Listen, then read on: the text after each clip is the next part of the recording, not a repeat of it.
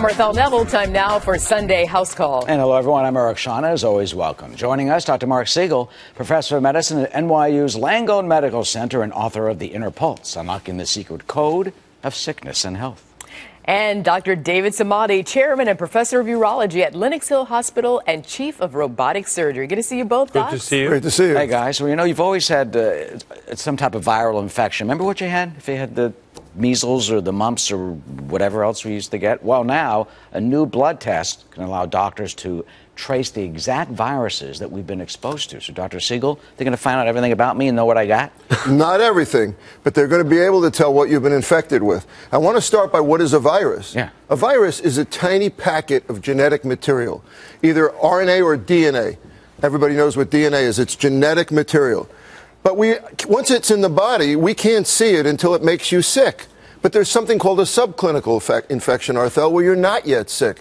And you may have been exposed to it, and you may never get sick. But I need to know whether you've actually seen a virus before, because you know why? Those viruses hidden in your body can lead to autoimmune diseases. They can lead to cancer. They can lead to all kinds of problems. And I look at it this way. It's like a crime scene. Eric, if you're at a crime scene, you want to know who the perpetrator is. You follow a suspect, right? Mm-hmm. But these days, we check DNA at the crime scene. So we don't have to do all that investigation now. We figure out from the DNA who all the possible suspects are, and then we line it up. That's what this is. It's not yet ready for prime time. It's just in research out of a big study out of Harvard. It was looked at in South Africa, in Asia, in the United States, and in South America. They looked at 569 people. That's just the beginning. It's not going to be, and you're going to ask this, not going to be in the doctor's office for a couple of years. But when it is, I can map you and tell you what you've been exposed to. And wouldn't that be great for doctors? Because, I don't know, Dr. Samadi, would it help doctors avoid misdiagnosing?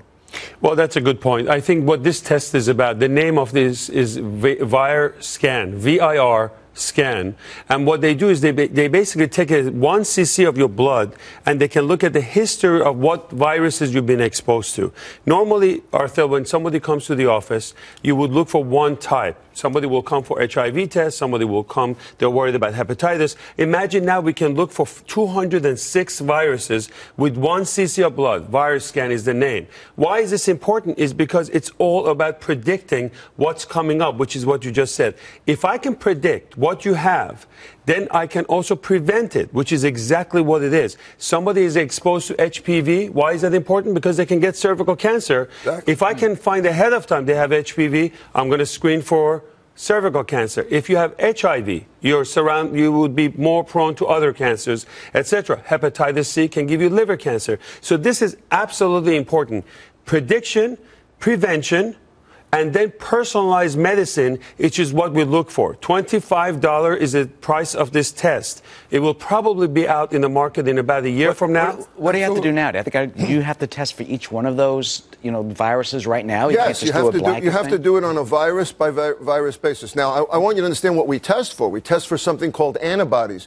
When you have a virus or when you have a bacteria, your body makes antibodies to it, and those antibodies can stay around for decades. So we can look in the past and see what viruses you had as a kid. Right now, we've got to do it virus by virus. I think the potential for this is not just beyond these viruses and cancers, but we can also tap into a lot of inflammatory bowel disease, a lot of arthritic lesions, and things such as that predict what's coming ahead of time. That's the future of medicine. How so?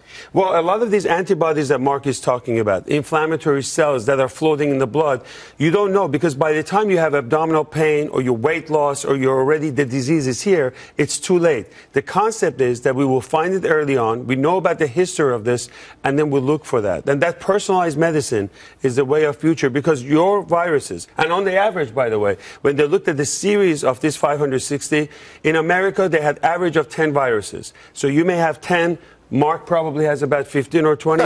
People in South America, Peru, and those countries, they had more viruses than U.S., which was another finding. Wait, do we have these 10 every day, like right now? No, you're exposed to more than that. These are the main groups of viruses, but there's subtypes. many thousands of subtypes that you may have been exposed to. And one other, can I have lots of viruses in me right now and not even know about Yes, it? Right. that's the whole point of this, Exactly. is that there are silent viruses. Somebody may have like a HPV and they may have no symptoms, or somebody may have HIV and they may not know about it, but this will detect, and this way we can help them. And it will probably save a lot of money in the healthcare costs as well. Right, because you can predict in advance. One final point on this. Let's take a disease like multiple sclerosis. We know that it's an autoimmune disease where the immune system attacks the brain.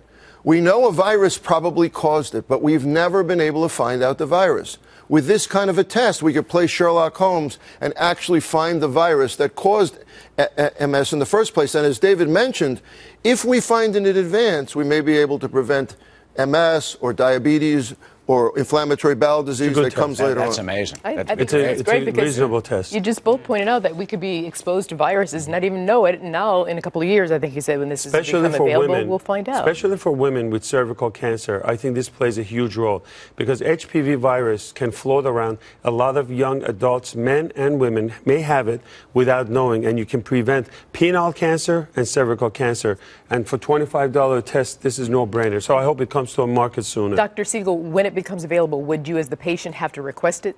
I hope not. I hope that all doctors out there are listening as well. When it becomes available, I think it's something that will be routinely used in the doctor's office. Very good. All right, docs. Terrific. We have a quick programming note for you. Last week, you may have seen a segment on some new research on post-traumatic stress disorder in our veterans. Well, we want to today give a little more information about that and give some credit where credit certainly is due and tell you that the Department of Defense does have a major leadership role in this and PTSD in research, and they provide a substantial amount of funding in dealing with those who serve and who have given so much for our country. Very, very important.